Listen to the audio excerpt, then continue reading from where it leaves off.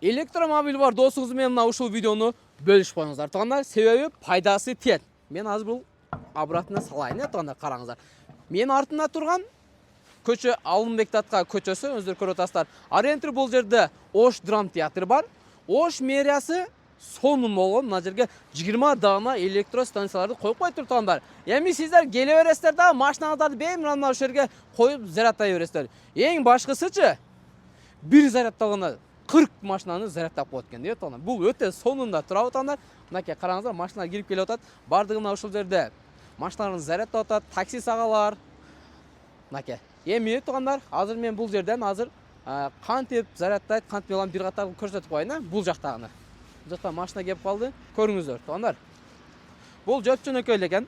Эгерде сиздерде Spark приложениясы жок болгон болсо, аны скачать этесиз. Бул жерде пошаговый инструкциялар жазылган, туугандар. Болгону 5 шагты кылат экенсиз дагы, жумуш бүттү экен. Анан кантип төлөйбүз десеңиздер, наличка берип отурбайт экенсиздер, М-банк аркылуу төлөп койсоңуздар болот экен. Бул өтө сонун, эч кимди албайт экен. Анан бул жерде туугандар караңыздар, могул жерде бирөөнүн карталары ham жолуп кетти. Мен бир катарда айтып коеюн.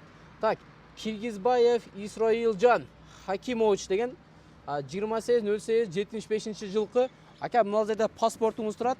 Анан мына жерде так, карта мириңиз турат, Эгер видео таанышыңыздар болсо, ушул видеону жөнөтүп койсоңуздар болот экен. Туугандар, не дейбиз эми?